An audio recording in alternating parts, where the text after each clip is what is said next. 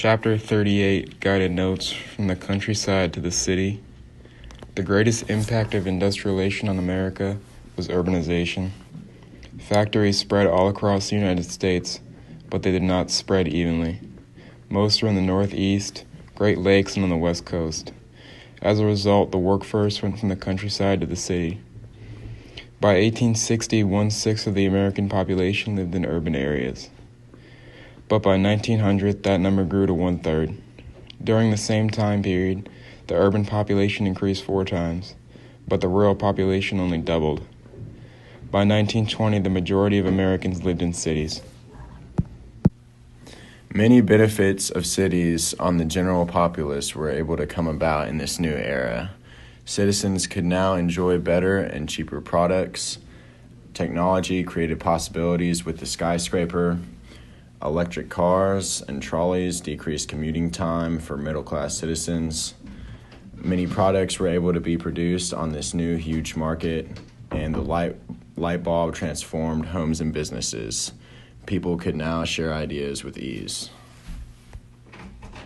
5 negatives of urbanization in this time period were that slums were a place of abject poverty, immigrants failed to achieve the American dream, overcrowding, disease, and crime plagued many urban areas throughout the country.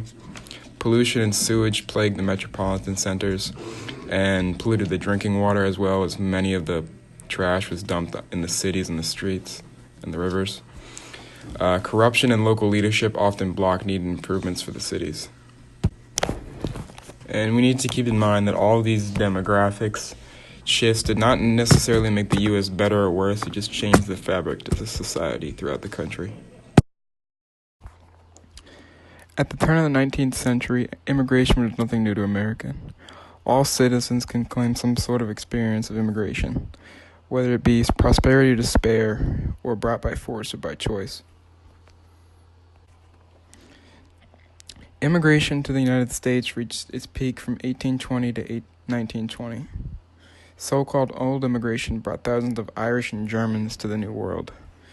But this time, many new groups came from Southern and Eastern Europe and as far away as Asia. This would increase America's diversity throughout the country, and many of them would settle in mainly urban areas.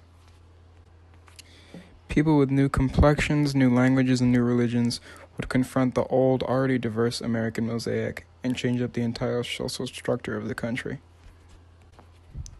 Most immigrants that had formerly come to the United States by choice seemed distinct, but in fact they had many similarities. Most had come from Northern or Western Europe. Most had some experience in democracy, with the exception of the Irish, and most were Protestant. Many were literate, and some possessed a fair degree of wealth. The new groups of immigrants arriving in the Gilded Age were characterized by few traits. Their nationalities included Greek, Italian, Polish, Slavic, Serb, Russian, Croat, and others. And until cut off by federal decree, Japanese and Chinese settlers relocated to the American West Coast, and none of these groups were predominantly Protestant at all. The vast majority of the new immigrants were either Roman Catholic or Eastern Orthodox. However, due to the increased persecution of Jews in Eastern Europe, many Jewish immigrants sought freedom. Very few of the newcomers spoke any English, and large numbers were illiterate in their native tongues. None of these groups hailed from democratic regions, and the American form of government was completely different, as was its culture. The new American cities became the main landing spot for many new immigrants. Once this trend was established, letters from friends and family beckoned new immigrants to ethnic enclaves, such as Chinatown, Greektown, or Little Italy. This led to urban ethnic patchwork with little integration.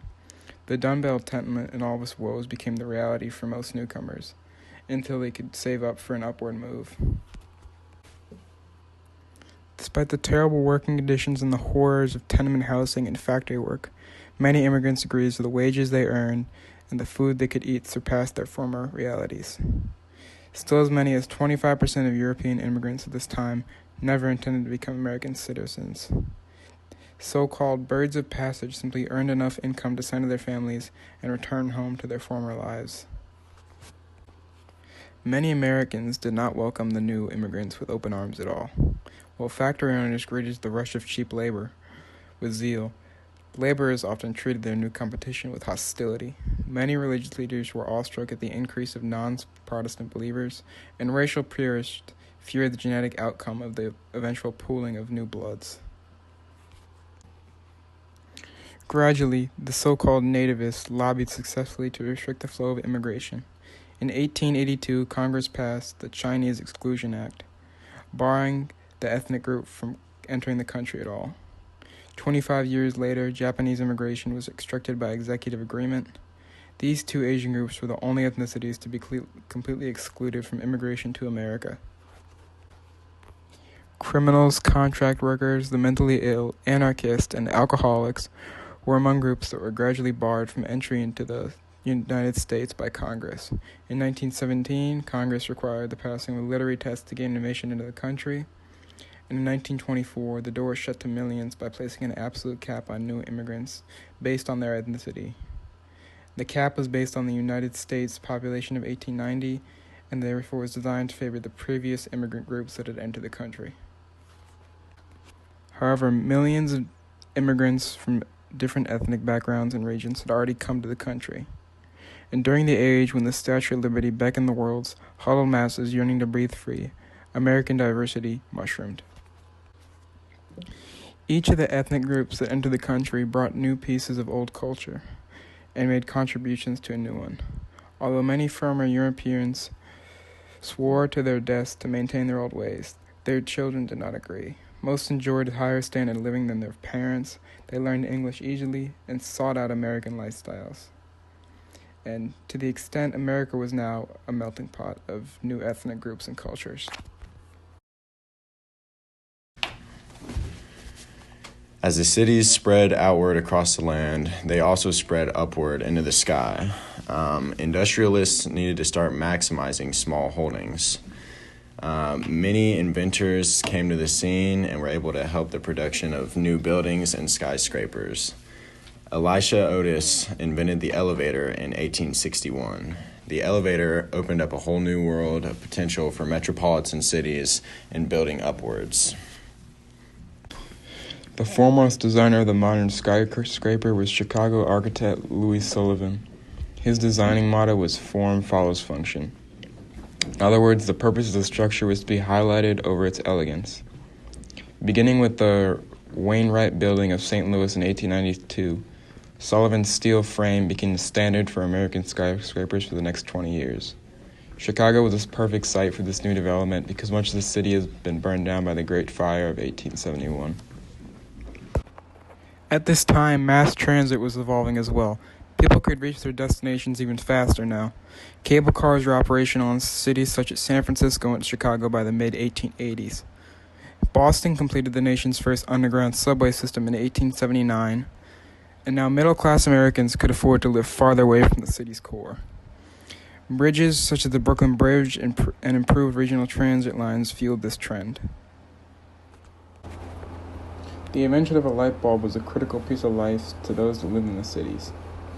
No longer needing to depend on the rising or setting of the sun, residents of the city, with their ample amount of electricity, could now enjoy a light knife that candles did not supply or could not supply. The light bulb was developed by Thomas Edison in 1879. Urban areas consumed them at a staggering rate. In 1876, Alexander Graham Bell added a new piece to the communications world with his invention of the telephone. The applications for the business world were staggering. Volume of trade skyrocketed with the faster communications. In addition to this, many urban citizens enjoyed electric fans, electric sewing machines, and electric irons by 1900. The farmlands could not compete. Most of these new conveniences were just confined to the city because of the difficulties of sending electric power to isolated areas. Indoor plumbing and improved sewage networks added a new piece to the comfort to life in the city. Department stores such as Woolworths, John, Wanamaker's, and Marshall Field's provided a large variety of new merchandise that had better quality and was cheaper than ever before. During the Gilded Age, the modern American city was born. Bright lights, tall buildings, good materials, and fast pace of urban life emerged in America and moved into the 20th century. However, the marvelous horizon of urban opportunity was not accessible to all.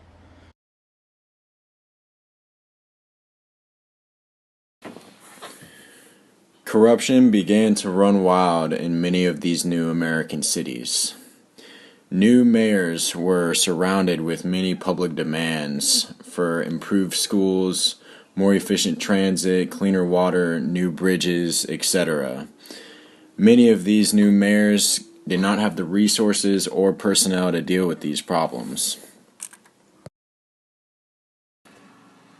To rid these cities of this chaos and bring order and control, many political leaders emerged and began carrying out corrupt deals just so they could increase their power bases. These people and their institutions were called the political machine. Bribes and public tax money from the business sector allowed for the bank accounts of these corrupt leaders to increase rapidly, and as a result, they gained millions of dollars. But these leaders were able to appeal to the most desperate part of the growing populace, and these were the immigrants. They would provide relief kitchens for these new citizens just to receive votes. And if you were loyal, you were sometimes rewarded a city job. These political bosses also arranged to have voter lists expanded, and voter fraud became widespread. William Boss Tweed was the most notorious political boss of the age. He was a member of New York's Tammany Hall, a powerful Democratic Party organization that was widely associated with corruption. Tweed ruled New York for 12 years, but was eventually arrested and put in prison. He then escaped and traveled to Europe and was then captured again, where he was locked up for the rest of his life. Thomas Nast was a political cartoonist who was able to bring large attention to Tweed's political corruption. Even illiterate New Yorkers were able to see Tweed's graft in his drawings. In 1876, Samuel Tilden came and was the attorney who convicted Tweed and brought his rule to an end.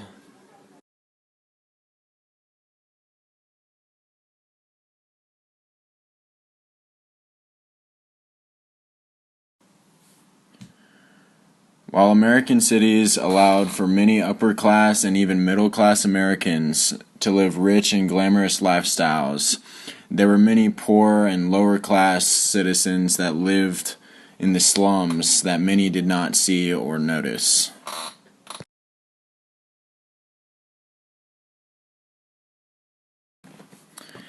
Many of these lower-class Americans lived in tenement housing.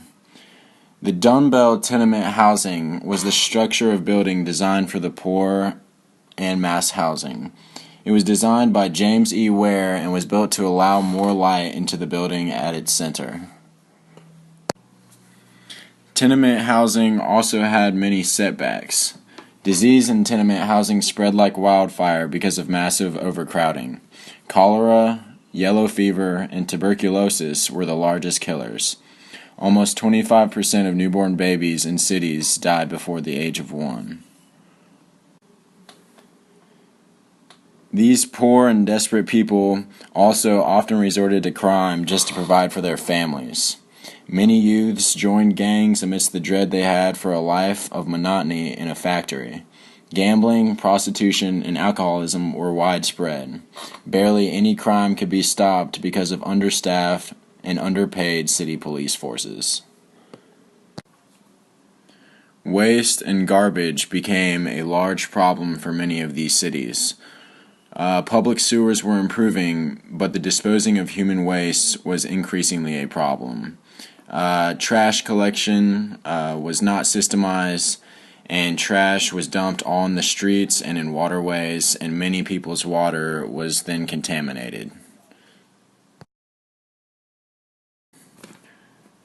Once the 20th century began, many of the urban poor spoke out, and many more reformers came to bring about change. The Protestant churches of America were in fear. Although the population of America had grown greatly, there were many empty seats in the pews of urban Protestant churches. Middle-class churchgoers were ever faithful. but large numbers of workers had started to lose faith, and the old-style heaven and hell sermons just seemed irrelevant to those that worked in factories for long hours and small wages. Immigration swelled the ranks of Roman Catholic churches, Eastern Orthodox churches, and Jewish synagogues were spreading up everywhere in urban areas. At the same time, many cities reported the loss of Protestant congregations. The Protestant church's fear grew into the social gospel movement. Progressive-minded preachers began to tie the teachings of church with contemporary problems. Christian virtue, they declared, demanded a redress of poverty and despair on earth. Many ministers became politically active. Washington Gladden, the most prominent of all the social gospel ministers, supported workers' right to the strike in the wake of the Great Upheaval of 1877. Ministers called for an end of child labor, enactment of temperance laws, and civil service reform. Many liberal churches, such as the Congregationalists and the Unitarians, led the movement, but it also spread to many sects. Middle-class women became particularly active in the arena of social reform inside the movement. During the same time, a wave of urban revivalist preachers went across the nation's cities. The most renowned of them all was Dwight Lyman Moody, who was a shoe salesman who took his priority on the road. He traveled from city to city and attracted crowds large enough to affect local traffic patterns. The Protestants' new religious revival movement spread to address the problems of urban youth. Two sects formed, the Young Men's Christian Association and the Young Women's Christian Association. A main figure in this movement was Mary Baker Eddy, who founded the Christian Science denomination. She tried to reconcile religion and science by preaching that faith was a means to cure evils such as disease. The Salvation Army was also very present, as they crossed the Atlantic from England and provided free soup for the hungry in urban areas. These acts would become known as the social gospel, as they helped those in need in urban areas to perform a better life. This period of time is known as the Third Great Awakening. Like the first two awakenings, it was characterized by revival and reform. The temperance movement and the settlement house movement were both affected by church activism. The difference between this movement and those of the earlier was location. The changes in religions transpired because of urban realities, which underscored the social impact of the new American cities.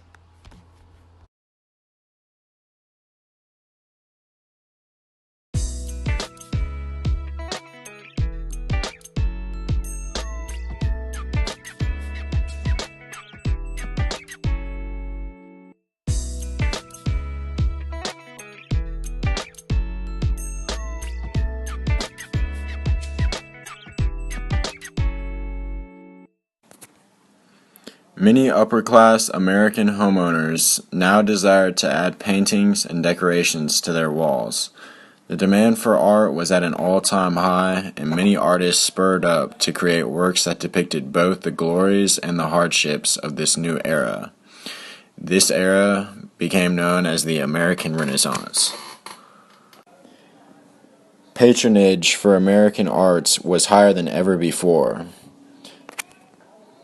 Winslow Homer was considered to be the most famous painter of this post-war era. He gained much popularity earlier during the Civil War with his paintings of Union soldiers that would often be on the front of magazines. Another well-known artist of this time, Thomas Eakins, was a Philadelphian painter who had a passion for illustrating local behaviors. His painting, The Gross Clinic, was of a live medical operation and was possibly his most controversial. The dominant figure in literature during this American Renaissance was Mark Twain. Born as Samuel Langhorne Clemens, he added a unique touch of realism to the already popular New England writing style of the time. His two most famous books, Huckleberry Finn and Tom Sawyer, swept across the nation. And female writer Kate Chopin's book, The Awakening, became a manifesto for future feminists, although she was very unknown at the time. And in poetry was Walt Whitman. Whitman was perhaps the most well-known of all post-war poets, and is widely known for his poetry collection called The Leaves of Grass. with each poem representing Whitman's celebration of his philosophy of life and humanity.